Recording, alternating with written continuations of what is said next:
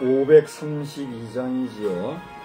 532장을 우리 4절 다 같이 합시다. 주께로 한 걸음씩 곧 와서 아뢰라. 기쁘게 너의 몸을 주 앞에 드리라. 한 걸음씩 주께 나오라. 주님께 아뢰이면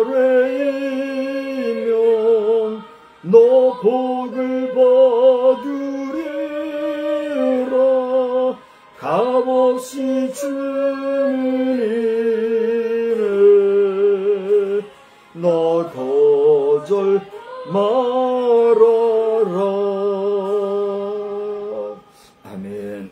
전능하사 천지를 만드신 하나님 아버지를 내가 믿사오니 그 외아들 우리 주 예수 그리스도를 믿사오니 이는 성령으로 잉태하사 동정녀 마리아에게 나시고 본디오 빌라도에게 고난을 받으사 십자가에 못 박혀 죽으시고 장사한 지 사흘 만에 죽은 자 가운데서 다시 살아나시며 하늘에 오르사 전능하신 하나님 우편에 앉아 계시다가 저리로서 산 자와 죽은 자를 심판하러 오시리라. 성령을 믿사오며 거룩한 공회와 성도가 서로 교통하는 것과 죄를 사하여 주시는 것과 몸이 다시 사는 것과 영원히 사는 것을 믿사옵나이다. 아멘. 우리 찬송가 251장 부르겠습니다. 251장 부르시고 합심해서 기도합시다. 놀랍다 주님의 큰 은혜, 우리의 죄를 속가시려 갈보리 십자가 위에서 어린 양 보혈을 흘렸네. 251장입니다. 놀랍다 주님의 큰 은혜, 우리의 죄를 속하시려 갈보리 십자가 위에서 어린 양 보혈을 흘렸네. 주의 은혜 우리의 죄를 다시 씻었네. 주의 은혜 우리의 죄를 다시 씻었네. 죄악된 성난 파도같이 우리의 영혼을 위협하나 헤아릴 수 없는 주의 십자가에서 보이셨네. 주의 은혜 우리의 죄를 다시 씻었네. 주의 은혜 우리의 죄를 다시 씻었네. 죄악에 물든 영혼들을 주께서 피로 씻으시네. 지금도 흐르는 그 피에 눈보다 더히 계시시라. 주의 은혜 우리의 죄를 다시 씻었네. 주의 은혜 우리의 죄를 다시 씻었네. 비할 수 없는 그 은혜를 젖으네 형제여 주 앞에 나와서 거짓죄 말고 곧 받으라 주의 인에 그리의 죄를 다시 섭네 주의 인에 우리의 죄를 다시 섭네. 아멘. 제가 오늘 기도의 제목을 한번 읽을 터이니 여러분이 같이 보시고 함께 기도합시다. 대통령 취임 이후에 우리 국내외적으로 잡음이 최고조 상태입니다.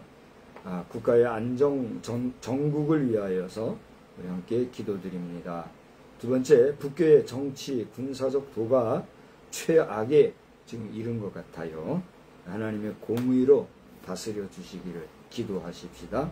세 번째, 성령 안에서 온전한 믿음과 소망 가운데 승리하며 우리가 사랑할 수 있기를 위해서 기도합시다. 네 번째로는 우리 TBTM과 또 집행 사역에 하나님이 원하시는 정상 궤도에 잘 안착되게 하여 주옵소서 이렇게 기도합시다.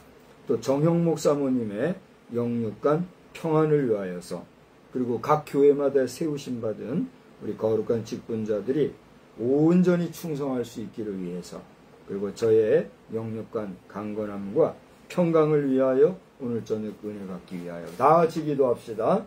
고마웠고 감사하신 하나님 은혜와 사랑을 참으로 감사합니다. 오늘 기도의 제목을 나눈 것처럼 이 나라의 정치적 안정을 주님 앞에 간구하오니 하나님의 사람의 힘으로는 안 되는 것 같습니다. 사람들이 아무리 애를 쓰고 수고하고 너나 없이 비난도 하고 또 응원도 하고 서로가 독려하며 힘낸다 하지만 아버지 여전히 나라는 어수선하고 정치적 안정이 안 되어서 이제는 국제적으로도 험난한 가운데 있습니다. 지금 이 나라를 불쌍히 여겨주시고 속히 정치적 안정을 찾아 사회적으로도 모든 것이 원만해질 수 있도록 주님 은혜 베풀어 주시옵소서. 아버지 하나님 국교의 정치적 군사적인 현황이 너무나도 불안하고 또 극악무도한 가운데 있는 것 같습니다. 9월 달에는 또 저들이 대형 퍼레이드를 위하여서 이 뜨거운 여름에 불사른다고 합니다. 저희들 다 알지 못하지만 나는 이런 소식 하나하나가 아주 망령된 망령된 현실의 야욕에 물든 국교의 단면을 보여주는 것입니다. 주여 공의로 이 나라를 다스려 주시고 우리 정부가 이러한 사람들과 적당하게 타협하고 적당하게 타협주의로 나갈 것이 아니라 하나님 공의로 다스리는 하나님 앞에 정의롭게 담대하게 대함으로써 필요하다면 저들까지도 포용하고 또 저들까지도 다 껴안는 이러한 피 흘림이 없는 통일을 완성할 수 있도록 우리를 지키고 보호하여 주시옵소서. 성령 안에서 우리 모두가 믿음, 소망, 사랑으로 살기를 원하거니와 주여 우리를 온전히 지키고 보호하여 주옵소서. TBTM 사역과 집회를 통하여서 우리로 하여금 또 많은 것을 생각하고 깨닫게 하시고 이제 사역의 방향을 정해주셨사오니 이 모든 일이 정상적인 궤도에 안착할 수 있도록 특별히 세우신 박정일 장로를 붙잡아 주시고 아버지 하나님 이 기술을 이용하여서 수고하는 많은 사람들이 정말 기적 같은 하나님의 은혜를 경험하는 놀라운 역사도 있게 하여 주시옵소서. 우리 정영목 사모님 주님 불쌍히 여겨주시고 마지막 그의 길이 영육간에 아울러 평안하게 하여 주시고 저를 공개하는 그의 가족들 특별히 자녀들과 우리 남편 되신 우리 베프님 하나님 지치지 않게 하시고 주의 평강 가운데서 마지막까지 정성을 다하는 가운데 정말 좋은 종말을 맞이할 수 있도록 또한 은총 베풀어 주시옵소서. 각 교회마다 세우신 직분자들이 있는 줄 압니다. 저들의 직분은 거룩한 직분이요 정직인 줄 알아서 온전히 충성 감당하는 귀한 종들이 되게 하여 주시옵소서. 부족한 종에게도 영육간 강건함과 평강으로 함께 해주시고 이 밤에도 말씀을 전할 때 입술에 파수꾼을 세우시고 생명의 말씀 주시오. 모든 심령이 은혜받게 하옵소서. 예수님의 거룩하신 이름으로 기도드리옵나이다. 아멘. 하나님의 말씀은요, 빌레몬서에서 보시겠습니다. 신약성경 빌레몬서 1장을 우리 함께 교독하시겠어요? 빌레몬서 1장. 그리스도 예수를 위하여 갇힌 자 된 바울과 및 형제 디모데는 우리의 사랑을 받는 자요 동력자인 빌레몬과 자매 아비아와 우리와 함께 병사된 아키포와 내 집에 있는 교회에 편지하노니 하나님 우리 아버지와 주 예수 그리스도로부터 은혜와 평강이 너희에게 있을지어다. 내가 항상 내 하나님께 감사하고 기도할 때에 너를 말함은 주 예수와 및 모든 성도에 대한 네 사랑과 믿음이 있음을 들음이니 이로써 내 믿음의 교제가 우리 가운데 있는 선을 알게 하고 그리스도께 이르도록 역사하느니라. 형제여, 성도들의 마음이 너로 말미암아 평안함을 얻었으니 내가 너의 사랑으로 많은 기쁨과 위로를 받았노라. 이러므로 내가 그리스도 안에서 아주 담대하게 내게 마땅한 일로 명할 수도 있으나 도리어 사랑으로서 간구하노라. 나이가 많은 나 바울은 지금 또 예수 그리스도를 위하여 갇힌 자 되어 갇힌 중에 낳은 아들 오네시모를 위하여 내게 간구하노라. 그가 전에는 내게 무익하였으나 이제는 나와 내게 유익함으로 내게 그를 불려 보내노니 그는 내 신복이라. 그를 내게 머물러 있게 하여 내 복음을 위하여 갇힌 중에서 내 대신 나를 섬기게 하고자 하나. 다만 내 승낙이 없이는 내가 아무것도 하기를 원하지 아니하노니 이는 너의 선한 일이 억지같이 되지 아니하고 자의로 되게 하려 함이라. 아마 그가 잠시 떠나게 된 것은 너로 하여금 그를 영원히 두게 함이리니 이후로는 종과 같이 대하지 아니하고 종 이상으로 곧 사랑받는 형제로 둘 자라. 내게 특별히 그러하거든 하물며 육신과 주 안에서 상관된 내게랴. 그러므로 네가 나를 동력자로 알진대 그를 영접하기를 내게 하되다고. 그가 만일 내게 불의를 하였거나 내게 빚진 것이 있으면 그것을 내 앞으로 계산하라. 나 바울이 친필로 쓰노니 내가 갚으려니와 내가 이외에 내 자신이 내게 빚진 것은 내가 말하지 아니하노라. 오 형제여, 나로 주 안에서 너로 말미암아 기쁨을 얻게 하고 내 마음이 그리스도 안에서 평안하게 하라. 나는 내가 순종할 것을 확신함으로 내게 썼노니 내가 말한 것보다 더 행할 줄을 아노라. 오직 너는 나를 위하여 숙소를 마련하라. 내가 너희 기도로 내가 너희에게 나아갈 수 있기를 바라노라. 그리스도 예수 안에서 나와 함께 갇힌 자 된 에바브라와 또한 나의 동역자 마가 아리스다고 데마 누가가 문안하느니라. 다 같이 우리 주 예수 그리스도의 은혜가 너희 심령과 함께 있을지어다. 아멘. 할렐루야.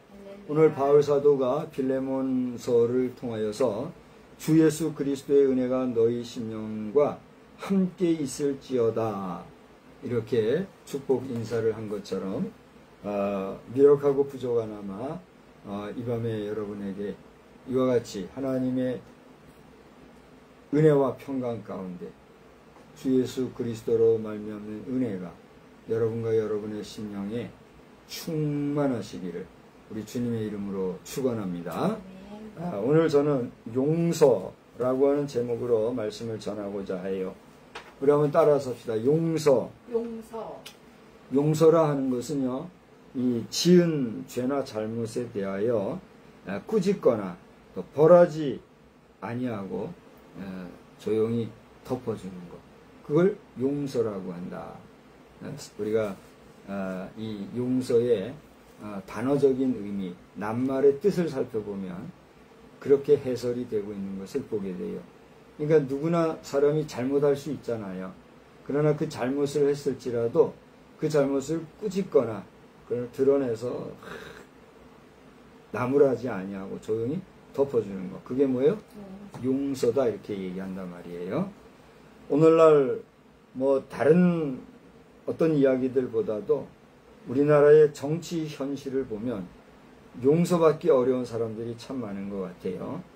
정말 국민을 위해서, 국민을 생각해서 그럴 수 없는 최고 지도자로서의 고민과 결단을 통해서 그에게 부여되어진 최고의 그 고유 권한을 행사하는 가운데 그 권한을 행사할 때의 마음이 얼마나 어려웠겠습니까?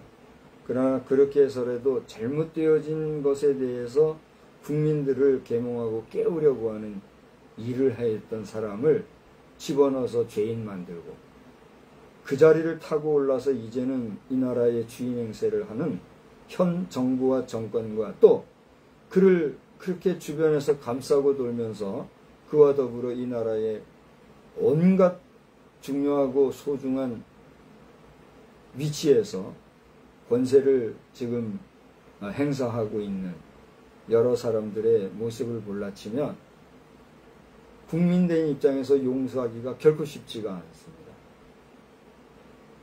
물론 여기에는 많은 사람들이 의견이 분분한 줄 알아요. 오히려 지난 정권을 탓하고 이번 정권을 부추기는 사람도 있고 응원하는 사람도 있고 누가 올래 누가 그러네 그렇게 하는 사람들도 있어서 지금 우리나라 대한민국의 상황이라고 하는 것은 이 더위가 너무너무 괴롭듯이 정치 분야가 그렇게 괴롭다 보니 그 여파로 오는 각종 사회, 문화, 심지어 경제 문제까지도 너무너무 괴로운 가운데 있다 하는 사실에 대해서 아마 여러분들은 공감하실 줄 압니다. 그렇죠? 이러한 깨달음도 없이 그저 주는 밥에 만족하고 그저 거저 꽁돈 생기면 히히거리는 이런 사고방식으로 산다고 하면 좀 냉정하게 말하자면 대한민국 국민으로서의 자격이 있는가 물어보고 싶을 정도로 우리나라는 심히 어려운 줄 압니다. 이러한 때에 자신의 욕망과 야망을 현실 정치에 적용해서 그 일을 수행하는 자들이라 할지라도 그 자신의 한계와 분수를 알고 나아가 자신의 잘못들을 깨닫고 하나님과 역사 앞에서 국민 앞에서 용서를 구하면 이러니와 그렇지 아니할 때에 발생될 수 있는 그 모든 책임과 분복과 질책은 스스로가 감당해야 될 몫이다. 이것은 저 목사가 개인적인 의견이나 또 개인적인 어떤 뜻을 좇아서 사견을 바라는 것이 아니라 하나님의 말씀에 근거하여 또 더 나아가 하나님의 말씀을 묵상하고 전하는 사람의 입장에서 부정할 수 없는 현실과 감출 수 없는 오늘에 대한 현실 속에서의 분명한 메시지를 분명하게 고하는 입장에서 이 말씀을 전하는 것입니다. 그러므로 현재 우리나라의 정권이 몇 대 대통령이죠? 나는 최근에 들어서 대통령이 하도 자주 바뀌어서 몇 대 대통령인지도 잊어먹었어요. 이번에 대통령이 된 지가 이제 3개월이 안 됐죠? 이제 2개월이 지나서 3개월 차가 됐나? 그럴 걸로 아는데 정확히 언제인지 알아요? 현 정권과 그의 휘하에 있는 국무총리를 비롯해서 모든 장차관된 자들과 각종 정부기관에 속해 있는 공무원들은 공무원의 본분 수행을 양심을 따라서 잘 수행하는 깨끗한 공무행정가들이 다 되어주시기를 또한 주님의 이름으로 간절히 부탁하고 또 축복합니다. 저나 여러분이 알아야 될 것은 우리 영적 지도자인 오늘날 목회자들이나 또 이 사회를 이끌어가는 사회 지도자들은 우리 일반 국민들과 일반 평범한 시민들이 하나님 앞에 받을 그런 심판대 앞에서의 계산이 분명히 더 무겁다라고 하는 사실에 대해서도 여러분 인지하시고 또 그걸 인정하시고 우리의 남은 여생 동안을 정말 사명의식 투철하게 잘 수행해가면서 살아가는 가운데 이후에 하나님 앞에 설 때에 인정받고 칭찬받을지언정 꾸지람받고 정죄당하는 일이 없게 되기를 또한 우리 주님의 이름으로 간절히 축복합니다. 우리 성도 여러분들도 마찬가지예요. 지도자들이 하나님 앞에 가서 심판을 더 크게 받는데야 그러면서 지도자들을 비아냥거리고 흉보고 조소하고 함부로 판단하고 정죄하고 그렇게 하기보다는 지도자들이 어떠한 백성된 우리가 어떠하다는 사실을 알고 스스로를 돌아보아 하나님 앞에서 성결하고 내 자신이 거룩한 삶을 경주하기로 애쓰고 수고할 때에 우리에게 임할 분복이 거룩한 것들로 차고 넘치게 될 줄로 믿습니다. 믿습니다.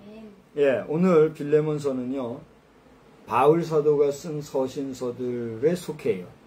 그래서 이 신약을 이렇게 분해를 해보면은 복음서가 있고 역사서가 있고 서신서가 있는데 서신서 가운데도 일반 서신서가 있어요. 그러니까 이 일반 서신서는 우리가 지난번에 읽었던 히브리서로부터 시작해서 그 뒤에 나오는 내용 요한 1, 2, 3서까지죠. 그죠?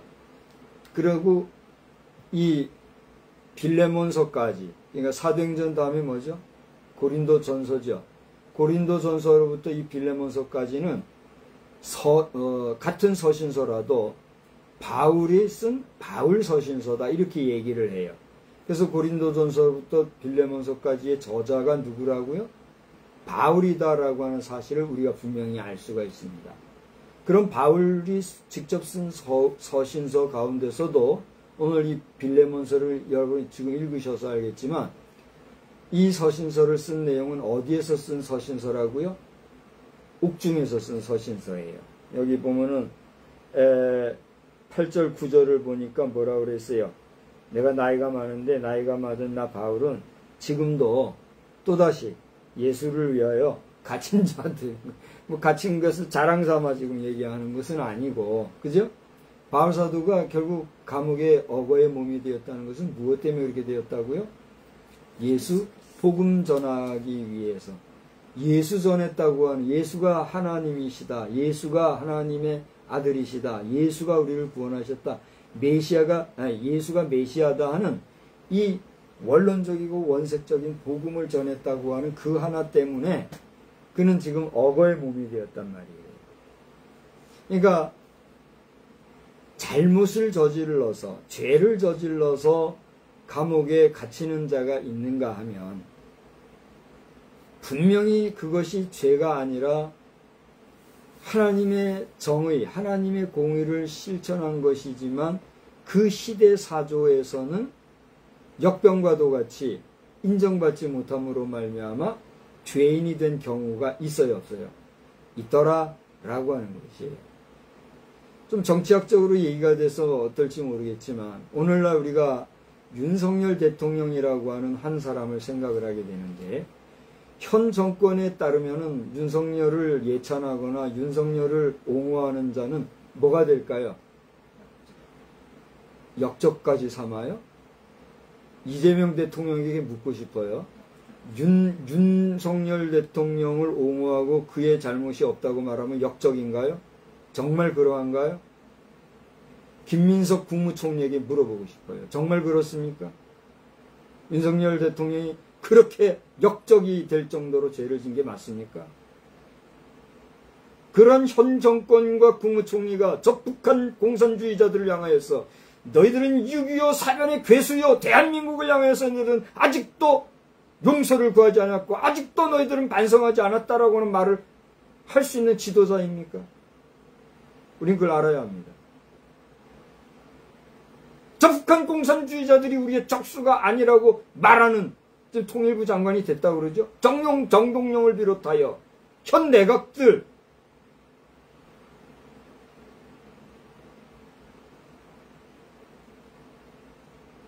도대체 대한민국의 적수가 누구입니까? 적군이 누구입니까? 대한민국의 국방부 장관을 이번에 임명받은 아무개 씨, 안모씨라고 그러죠. 아주 그분은 말도 점잖게 하시더라고요. 그렇다라고 하면 대한민국의 국군의 존재 이유와 가치가 무엇입니까? 그 엄청난 돈을 들여서 대한민국 국방을 위해서 수고하는 대한민국의 국군의 존재는 무엇 때문에 존재하느냐 말이에요. 이에 대하여 어영부영 이야기하는 정권이 정상적인 대한민국 국민들 앞에서는 어떤 존재일까요? 현 정권이 윤석열 대통령을 해서 역도라고 말할 것 같으면 현 정권에 대해서 절대 다수의 대한민국 국민은 뭐라고 말할까요?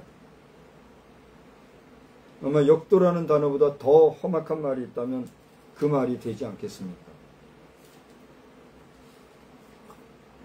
저는 오늘 용서라고 하는 제목을 가지고 말씀을 전하면서 하나님께서 오늘 우리 대한민국 국민을 향하여서 용서의 복음, 용서에 대한 가치관, 용서에 대한 생각, 사유를 말씀하고 싶어 하시는 것 같아요. 빌레몬서는 고대 말씀드린 대로 바울 서신서, 그 가운데서도 옥중 서신에 들어가는 내용이다 말씀을 드렸어요.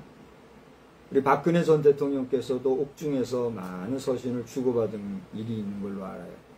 현재 윤석열 대통령도 옥중에서 여러 가지 서신 활동을 통해서 입장이나 의견을 전하고 이렇게 있는 줄 알아요. 마찬가지로 이 바울 사도도 옥중에서 이렇게 자신의 입장을 전하고 또 여러 가지 의견을 나눈 그런 것을 우리가 보게 돼요. 오늘 내용에 볼 것 같으면 바울 사도는 오늘 이 빌레몬서에 의하면 혼자 갇힌 게 아닌 것 같아요. 당시에 복음을 전했던 여러 사람들이 있는데 그 가운데 특별히 형제 디모데, 또 빌레몬, 이러한 사람들의 이름을 거론하면서 그 자신이 갇힌 바 된 그 주변에 있었던 사람들과 그들의 이름을 거론함으로써 공동명의로 지금 이 오네시모라고 하는 한 사람을 거론해서 이야기하고 있는 것을 보게 됩니다. 그러니까 이야기인즉슨 이렇게 돼요. 저를 보시죠. 빌레몬이라는 사람이 있었는데 이 사람에게 오네시모라고 하는 당시로 치면 노예가 있었어요. 오늘날은 노예라는 신분이 명분상은 없잖아요. 그러나 암암리에 우리가 알지 못하는 중에 노예와 같은 삶을 사는 사람들도 있는 줄 알아요. 그렇죠? 근데 이 시대는 대놓고 노예가 있었고 이 노예는 그야말로 재화의 가치가 있어서 돈 얼마 부르면 그 호가에 따라서 비싼 값에 팔리기도 하고 헐값에 팔리기도 하는, 이건 사람이 아닌 거죠. 사람이 아니라 하나의 물건과 같이 취급되어지던 그런 시대의 이야기란 말이에요. 그런데 오네시모라고 하는 사람이 빌레몬의 노예로 있었던가 봐요. 근데 이 오늘 성경에서 오네시모의 구체적인 죄가 어떤 것이다 라고 하는 것이 서술되어 있지는 않습니다. 그러나 성서신학자들의 이 연구에 따르면 이 오네시모가 이 도적질을 했던 것 같아요. 도적질을 했는데 어떤 도적질을 했는지 모르지만 그가 사형에 처할 정도로 위기의 상황, 아주 그 심한 어려움에 처했던가 봅니다. 그래 이 오네시모가 그런 상황 속에서 로마 지역으로 도망을 간 거예요.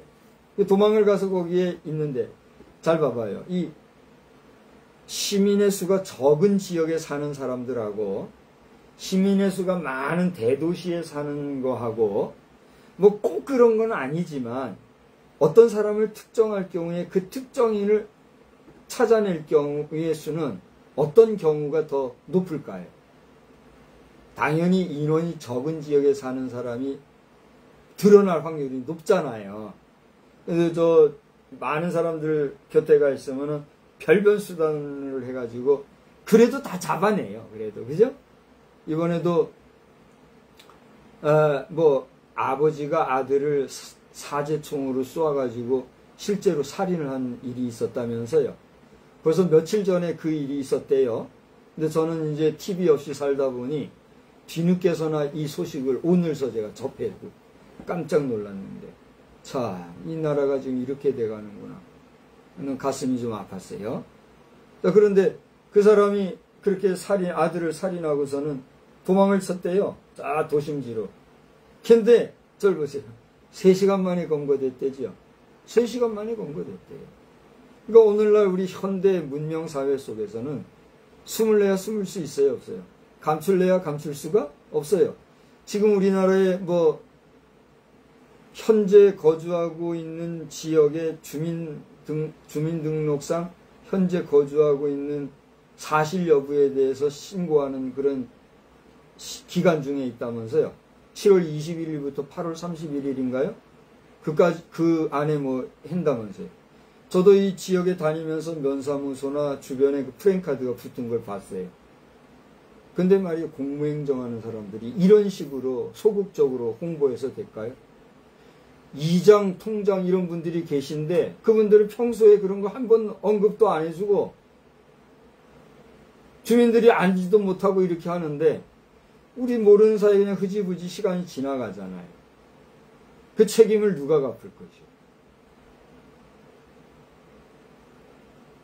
우리 행정기관에서는 정말 온 국민이 이런 부분에서 분명하게 인식이 되고 인지가 될 수 있도록 꼼꼼한 행정 잘 해야 될 줄 압니다. 자, 좀 다른 얘기가 되었습니다만은 이런 이야기를 포함해서 우리가 피할래야 피할 수 없고 감출래야 감출 수 없는 그것이 모든 상황들 속에서 드러나는 일이다 이거예요. 그런데 이 오네시모가 어떻게 했다고요? 로마로 도망을 해가지고 거기 숨은 거예요. 그러니까 빌레몬의 집안에서 어떤 도둑질을 했는지 어떤 잘못을 했는지 모르지만 잘못을 했는데 그 죄가 사형에 처할 정도로 심각하니 그것을 알고 오네시모가 로마로 도망했단 말이에요. 그런데 반전의 역사가 나타나요. 로마로 숨어든 이 오네시모가 누구를 만났을까요?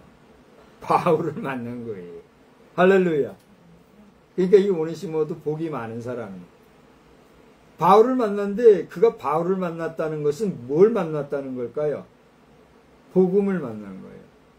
복음은 뭐요? 예수 그리스도와 그분의 메시아로 오신 구속의 역사를 그가 만난다는 거예요.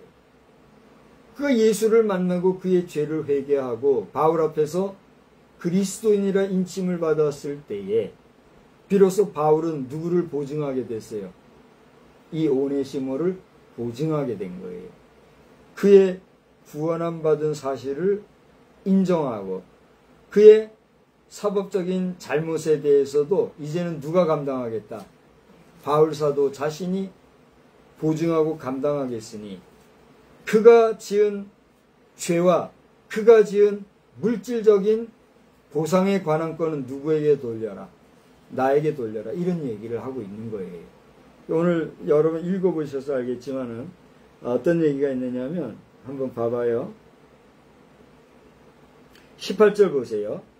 그가 만일 내게 불의를 하였거나 내게 빚진 것이 있으면 그것을 내 앞으로 계산하라. 나 바울이 친필로 쓰노니 내가 갚으려니와. 그 다음 다 같이 읽어보세요. 내가 이외에 내 자신이 내게 빚진 것은 내가 말하지 아니하노라. 야, 이 바울 사도의 그 언변도 대단하지만 필력은요 엄청난 것 같아요. 잘 보세요. 너 나한테 빚진 거 있지? 나 그거 말하지 않을 테니까 저 오네시모가 잘못한 거 있으면 그거 누구에게 돌려라? 나에게 돌려라. 내가 갚아주겠다. 이렇게 얘기하고 있어요. 그러니까 쉽게 말하면 오네시모 어떻게 하라는 거예요? 용서해줘라. 이런 걸 얘기하는 거예요. 여러분, 우리가 잘못했을 때에, 죄를 졌을 때에 이처럼 나를 변호하고 나를 주둔하고 나의 모든 것을 덮어쓰고 용서해 줄 수 있을 만한 친구, 그러한 여러분의 리더, 지도자, 인도자가 여러분께 있습니까? 그런 사람이 있다면 수지 맞은 거죠. 그쵸? 오늘 제가 바라기는 윤석열 대통령이라고 하는 대한민국의 제 몇 대 대통령이죠? 대통령이나 현재 대통령이 된 이재명 대통령이나 국민의 입장에서, 국민의 시각에서 볼 때는 그 뭐예요? 미안합니다. 그 밥에 그 나물이에요. 그 밥에 그 나물이라는 건 무슨 뜻이에요? 좋은 의미예요? 좋지 않은 의미예요? 좋지 않은 의미죠. 여러분들도 하나님 앞에 설 때는 누구 할 것 없이 다 어떤 사람들이란 말이에요? 다 심판의 대상이다 이거예요. 윤석열 대통령은 뒤늦게라도 하나님의 말씀을 귀한 줄 알고 어려서부터 복음을 들었고 어려서부터 신앙의 마인드가 있는 사람이 까닭에 뒤늦게나마 주의 종들에게 기도도 요청하고 기도도 받고 또 더 나아가 하나님의 말씀을 품에 안고 그 말씀을 의지하면서 옥중에서라도 그 말씀을 집중으로 묵상하면서 위안받고 위로받고 힘내고 소망 중에 있다고 하는 얘기를 제가 들었습니다. 근데 이재명 대통령은 그런 얘기가 들리지 않아요. 설령 그렇다 할지라도 그것은 내가 객관적으로 볼 때, 이건 주관이 아닙니다. 객관적으로 볼 때 그는 온전한 신앙인은 아닌 것 같아요. 국무총리 누구요? 김민석이라는 사람도 마찬가지예요. 그가 신길 성결교회에서 안수 집사라고 하는 직분을 가지고 어느 정도 신앙생활을 성실하게 하고 있는지 모르지만 목사의 입장에서 볼 때는, 내가 볼 때는 아닌 것 같아요. 그 교회 담임 목사님이 인정해주고 그 교회 담임 목사님이 안아주기 때문에 내가 그를 함부로 판단하고 함부로 내가 말할 자격이 없어. 나는 말할 수 없지만 제3자의 입장에서, 같은 목사의 입장에서 건강하고 정상적인 교회의 정서 속에서 볼 때에 김민석이라고 하는 국무총리 된 자도 내가 볼 때는 정상적인 그리스도인이라고 나는 인정할 수가 없어요. 그가 수억을 했는지 수십억을 했는지 모르나 그가 헌금을 했다고 하는데 그 헌금이 어떻게 하나님 앞에 들여바쳐 응답받았는지 그건 난 모르겠어요. 하나님께서 그를 복주시고 하나님께서 그를 축복하셨다면 하나님께 복을 받은 자로서 하나님이 마지막까지 귀하게 쓰시겠지요. 그러나 그것이 하나님 앞에 드림받은 것이 아니라 인간의 어떤 위안과 인간의 어떤 수수라고 하면 대단히 미안한 얘기지만 그것은 착각하는 것이다. 저는 지금 두렵고 떨림으로 이 말씀을 전하는 거예요. 저에게는 수많은 동력자들이 있습니다. 기독교 대한성결교회 2000여 명 이상 되는 수많은 선배, 후배, 동기, 동력자들이 있습니다.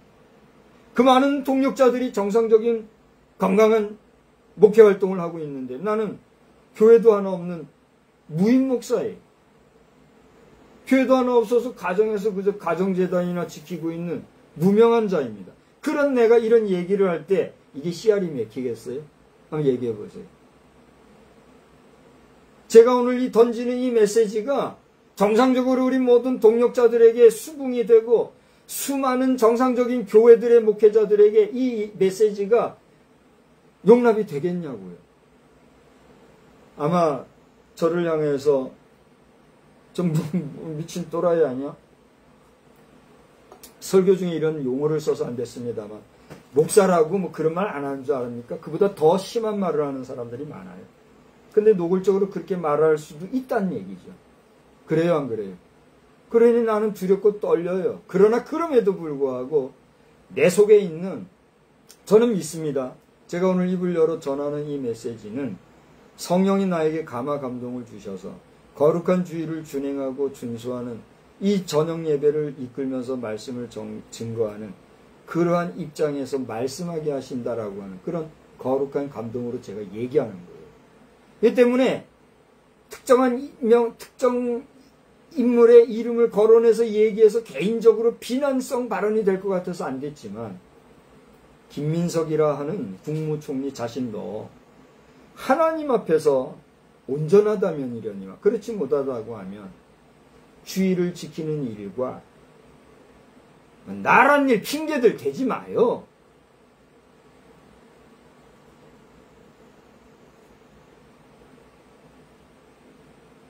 앞선 여러 대통령들께서도 우리나라의 상황을 얘기하면서 주의 재단에 나아가지 아니하고 주의 정도를 오라가라 해서 청와대 안에서 예배를 드리고 했던 이런 행위들 하나님 앞에서 덕스러운 줄 아십니까? 아닌 거예요. 아닌 건 아닌 거예요. 그렇지 않아요? 제 한 몸 육신의 방탄을 위해서는 그 뜨거운데 뭘 뒤집어 쓰죠? 방탄복을 쓰고 연설도 하는 사람들이 하나님 앞에 예배 드리는 일에 그런 성의 하나 보이지 못한다면 그게 무슨 예배자들이에요. 그렇지 않아요? 대통령의 경호를 담당하는 경호처라든가 그 주변에 대통령을 보호하는 국무총리를 보호하는 중요한 주요 요인들을 보호하는 보호자들의 입장에서는 정말 못마땅하고 마음에 안 드는 피곤한 이야기일지 모르지만 하나님 앞에 예배하는 일이 우리가 목숨 걸고 생명 걸고 예배할 그런 문제와 바꿀 수 있는 그런 문제냐? 라고 하는 질문 앞에서 여러분은 뭐라 대답하겠어요? 그리고 우리는 어떻게 지금 예배를 드리고 있습니까? 오늘 7월 마지막 주일입니다. 오늘 7월 마지막 주일이 가고 나면 다시는 우리의 역사 안에 2025년 7월 마지막 주일이라고 하는 이 날은 오지 않아요. 올 수도 없어요. 그렇지 않습니까? 오늘은 2025년도 성령 강림절 이후 7번째 주일이 되는 날입니다. 우리가 예배하는 이때에 주의 성령이 우리와 함께하지 아니하신다면, 오늘 말씀을 전하는 저의 이 메시지 위에 성령이 역사하지 아니한다면 저는 지금 뭐하고 있는 거예요? 그냥 한 인간의 입술을 나불나불하는 인간 껍데기에 목소리 떠드는 소리밖에 안 되는 거예요. 그래요, 안 그래요? 그러나 부족하나마 종이 목사로서 하나님의 말씀을 가지고 하나님의 말씀을 증거한다고 하는 감화 감동을 가지고 오늘 이 시대를 향해서 던지는 이 메시지가 여러분 앞에 성령의 조명함과 성령의 역사하심으로 나아갈진데 받으시기를 주의 이름으로 축원합니다. 그래서 결론은 뭐예요? 용서해야 된다는 거예요. 용서. 그래요, 안 그래요? 현 대통령은 억어하여 묶어놓은 전 대통령을 용서해야 합니다. 뭐로 용서하는지 그게 용서의 내용인지는 모르나 용서해야 됩니다. 억어의 몸에 있는 전 대통령도 억울할지라도 그 자신이 해방이 됐을 때 현 대통령을 어떻게 해야 돼요? 용서해야 됩니다. 모두에게는 모두의 사정이 있어요. 전 대통령은요, 그래도 좋은 아버지, 힘 있는 아버지 밑에서 그래도 안정적인 환경 가운데서 정말 안정적으로 성장하면서 그 자리에까지 갔어요. 그래요, 안 그래요? 현 대통령 어떤 사람이에요? 정말 그럴 수 없는 어려운 환경 속에서. 우리가 알기로는 그래요. 실내막은 어떨지 모르지만, 그러나 실내막이 그렇게 어렵지 않았는데 그랬다고 하는 거라면 이거는 사람이 아닌 거예요. 그러나 최소한 그런 걸 전제할 때 그렇게 어려웠게 성장해서 정말 그 노동의 현장 속에서 수치스러움을 당할 정도로 고통 중에 있다가 안 되겠다. 내가 권력을 가져야 되겠다. 이렇게 해가지고 올라온 대통령이 현 대통령이라 할진데 전 대통령은 그런 현 대통령을 어떻게 해야 돼요? 용서할 수가 있어야 되는 거죠. 그런데 요는 무엇입니까? 둘 다 마찬가지예요. 먼저 하나님 앞에서 따라서 합시다. 먼저 그의 나라와 그의 의를 구하라. 먼저 그의 나라. 그가 누구예요? 하나님의 나라와 하나님의 의를 구하는데, 하나님의 나라와 하나님의 의는 무엇입니까? 그건 공의예요. 공의가 무엇입니까? 정의를 수행하시는 하나님의 의. 그게 공의예요. 우리가 인간이 말하는 정의라고 하는 게 있는데, 그 정의는 상황에 따라, 시대조류에 따라, 민심에 따라 바뀔 수 있어요, 없어요? 바뀔 수가 있어요. 미안한 얘기지만 어제에 발랐던 정의가 오늘은 잘못된 것일 수 있고, 오늘 잘못된 것이 내일은 그게 바른 정의가 될 수도 있는 그런 시대, 그런 민심이 인간의 뭐예요? 유한성이란 말이에요. 그러나 그럼에도 그러한 유한한 인간의 정의 속에서도 근본 정의의 원칙은 뭐예요? 에? 선과 악을 구분하는, 옳고 그름, 시비를 구분하는. 그래서 옳은 것은 칭찬하고 격려하고 존경해주고, 그른 것은 꾸짖고 책임을 묻고 거기에 대한 대가를 치르게 하는 것. 그게 정의잖아요. 그래요, 안 그래요?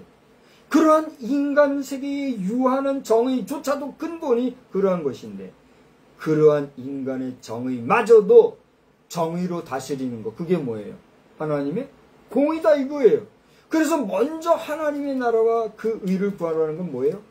너희가 누구누구를 비판하고 비난하기 전에 먼저 어떻게 하라는 거예요? 하나님의 공의 앞에 섰을 때 네 자신을 돌아보라 이거예요. 아멘? 오늘 제가 감히 교회도 하나 없는 무명 목사, 무인 목사 주제에 감히 대통령의 이름을 거론하고 국무총리 이름을 거론하면서 손가락질하면서 말하는 게, 이게 여러분 용납이 되십니까? 아마 여러분 가운데, 제 영상을 보는 사람들 가운데 저에 대해서 온갖 험악한 말을 하는 자들도 있을 거예요. 내 입에서 저주의 발언이 나면 당신은 저주받는 거예요. 그러니까 저주는 내가 하지 않는데 그러면 안 돼요.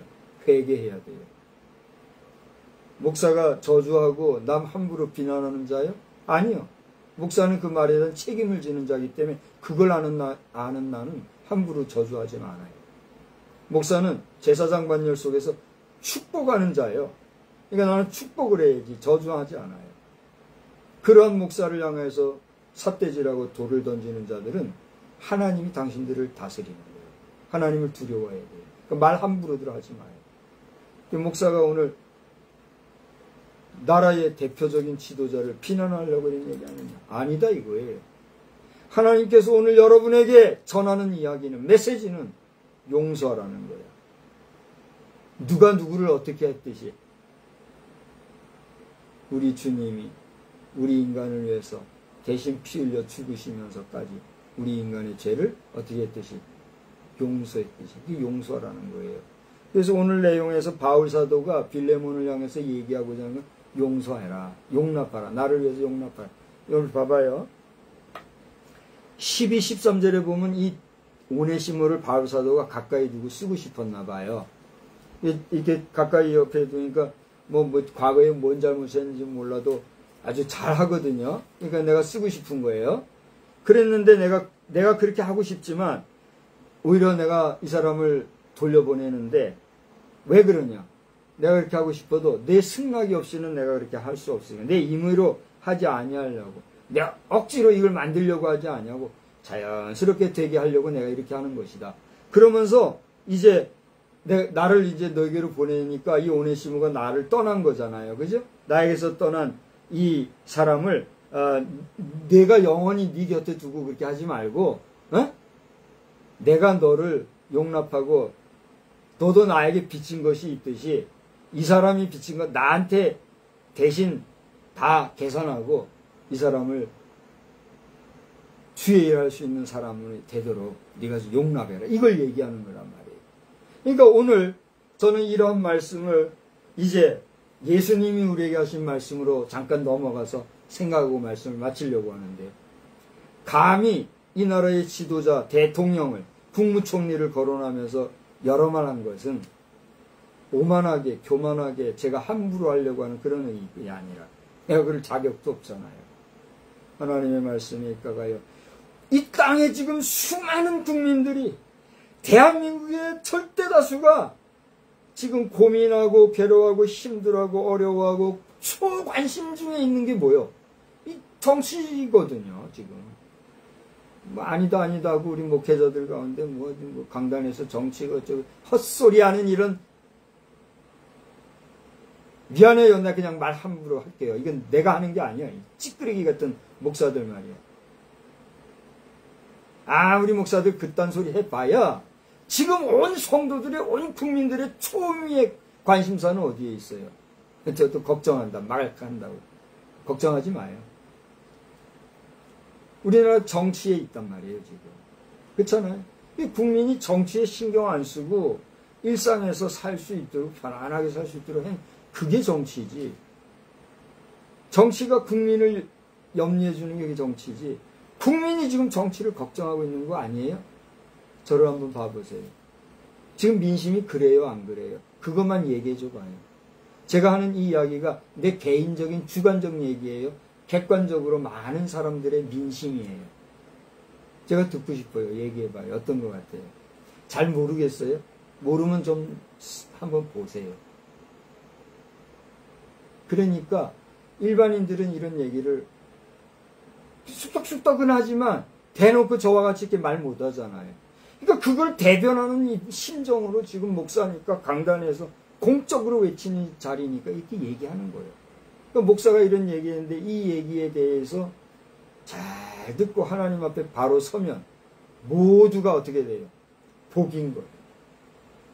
그러나 여기에 또 뭐 찌끄리기들 같이 뭐 벌떼같이 딴소리들 하고 할 때는 어떻게 되는 거예요? 하나님은 가만히 안 계시는 거예요. 아유, 저 목사 대단한 사람인가 보다. 자기가 무슨 모세나 저 이스라엘 왕들 같이 하나님하고 직결되어 있는 절대자의 위치에 있는 줄 아는 사람인가 보다.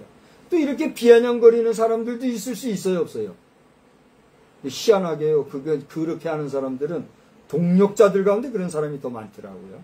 우리 동력자 되신 여러분들, 우리 기독교에 대한 성교교뿐만이 아니라 장로교, 감리교, 순복음교, 침례교 할 것 없이 모든 목사로 부름받은 여러분, 여러분들이 이와 같은 외침을 외칩니까? 여러분이 못하니까 나도 지금 외치고 싶은 마음도 없고 뭐 생각도 안 했고 지금 준비도 안 했어요. 근데 그냥 나오는 거예요, 지금. 그게 어떤 역사인지 설교자들이라면 알 거예요. 여러분이 판단해요. 사단의 목소리냐, 성령의 목소리냐.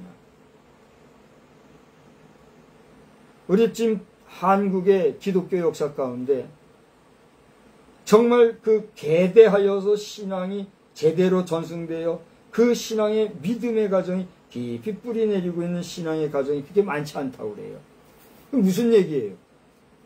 한국 교회의 기독교 그 정신이나 사상이나 실상은 겉보기에는 지금 뭐 번듯한 것 같아도 속은 어쨌다는 거예요. 문제가 있다는 객관적인 증거가 되고 있단 말이에요.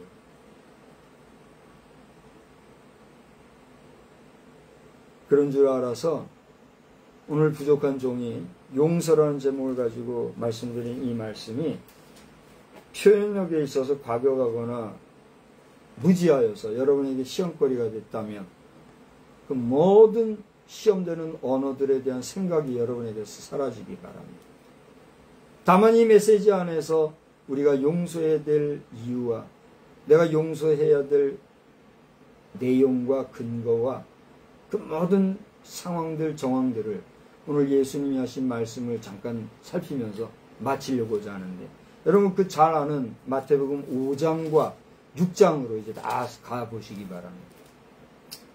마태복음 5장을 보시면 여러분 그 산상수훈 가운데서도 그야말로 황금률이라고 하는 메시지가 들어있는 부분이 마태복음 5장 3절로부터 10몇 절까지죠. 10몇 절까지 나오잖아요. 그죠? 그러면서 계속해서 너는 세상의 빛과 소금이다. 또 율법에 대한 말씀 이런 것들이 거론되는 가운데 각계론으로 간음하지 말라는 내용, 27절부터 나오지요. 맹세하지 말라는 내용 33절부터 나오지요. 그 다음에 38절부터는 뭐요? 악한 자를 대적하지 마라 라고 하는 내용이 나옵니다. 그러면서 43절부터 보면 원수를 사랑하라 하는 내용이 나옵니다. 그렇죠? 여기에서 여러분이 깊이 읽다 보면 여기에서 용서에 대한 내용이 나오는 것을 우리가 알 수가 있어요.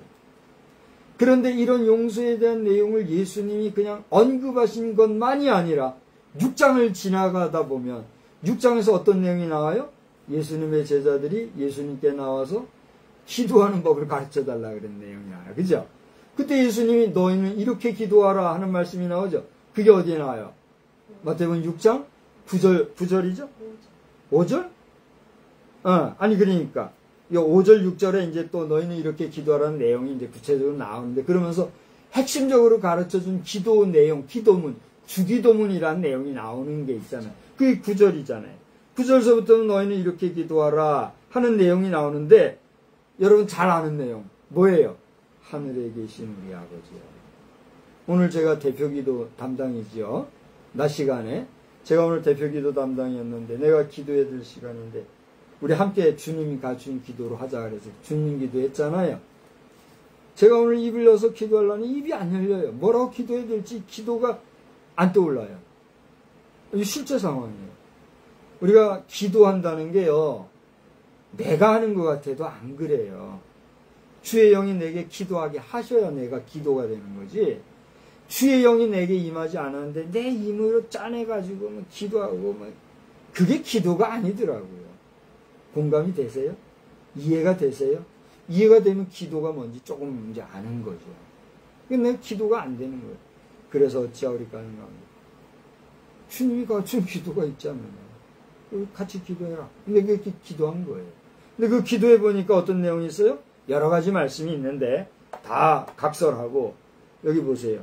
12절 다 같이 읽어봅시다. 우리가 우리에게 죄 지은 자를 사하여 준 것 같이 우리 죄를 사하여 주시옵소서 하는 얘기. 이게 무슨 얘기예요?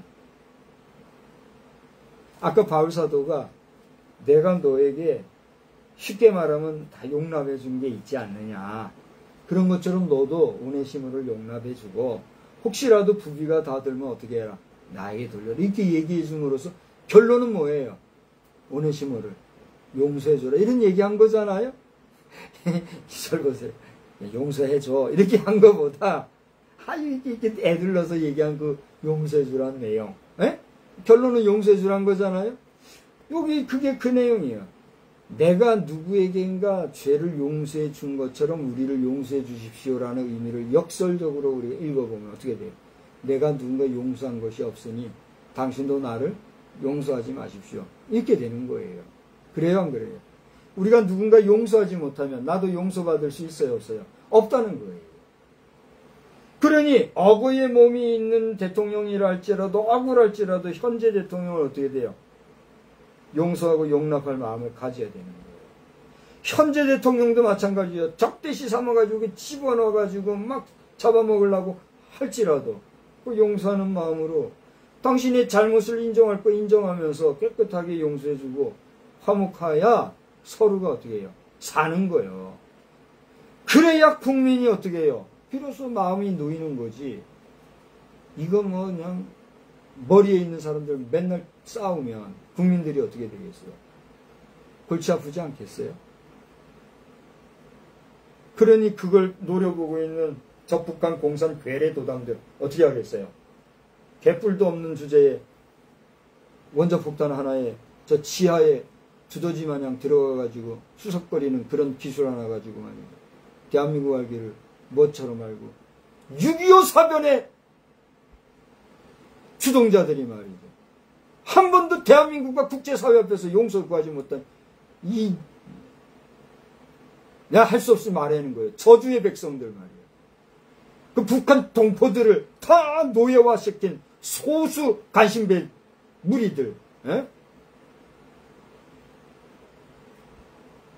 이러한 자들에 대해서 분명한 대적관을 하나 갖지 못하고 흐지부지하는 방백들이 머리에 있는데 어떻게 국민들이 마음을 편하게 쉴 수 있느냐 말이야. 그렇지 않습니까? 그러니까 예수님이 하신 말씀대로 사해 줄 때 사함 받을 수 있다는 사실을 오늘 우리가 다시 한번 기억하면서, 저는 오늘 지금 제가 무슨 얘기했는지 이제 나중에 또 영상을 봐야 알아요. 충분히 내가 지금 한 라이브로 한 얘기니까 내가 다 볼 거예요.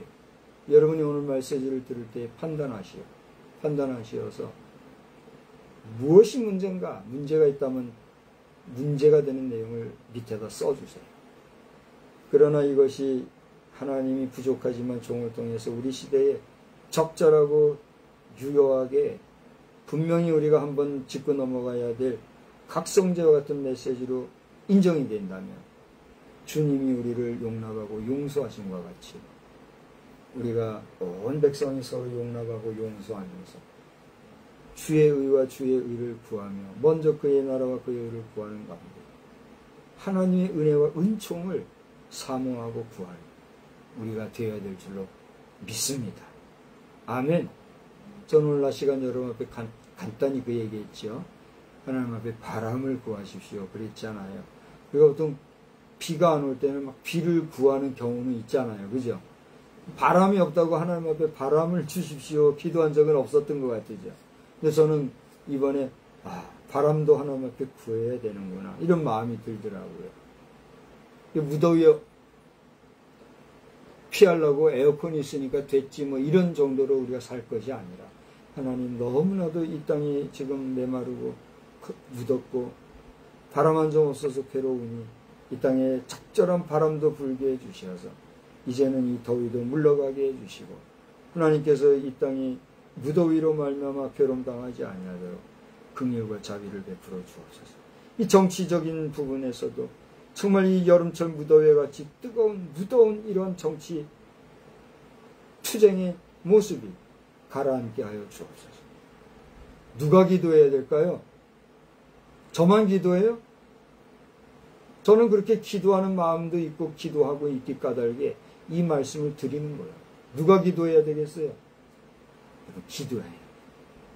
당신이 진정 하나님의 자녀의 백성이고 대한민국 국민이라면 나라와 민족을 위해서 기도하고 더 나아가 우리의 주변에 나와 관계되어 있는 모든 상황들 속에서 용납하고 용서하는 삶을 살아야 될 것을 다시 한번 생각하면서 한 주간 모든 사람과 더불어 화평함과 거룩함을 줬는 복된 한 주간 되시기를 우리 주님의 이름으로 축원합니다. 축원합니다. 좋으신 하나님, 오늘 빌레몬서를 통하여 용서에 대한 말씀을 다시 한번 생각해 보게 되었습니다. 여러 말씀을 전하였으나 그 내용도 사정도 형편도 아시는 분은 하나님이신 줄 아오니 우리 각 개인의 심령과 또 이 나라의 상황과 형편과 국제사회에 돌아가는 모든 상황까지도 아시는 하나님, 이 지구촌이 괴멸적 종말에 빠지지 아니하고 오히려 잃어버렸던 에덴 동산이 회복되어지는 신락원의 역사가 펼쳐질 수 있도록 우리 인류에게 긍휼과 자비를 베풀어 주시옵소서. 이 밤에도 단잠 주시기 원하옵고 너무나도 바람이 한 점 없는 무더위를 보내는 가운데 있사오니 적절한 바람도 보내어 주셔서 사람이나 동물이나 식물이나 이 더위로 인한 고통이 감소될 수 있도록 은혜 베풀어 주시옵소서. 주님이 함께 하시기를 원하고 예수님의 이름으로 기도드리옵나이다. 아멘. 우리 말씀 생각하면서 우리 찬송가 266장을 부르겠습니다.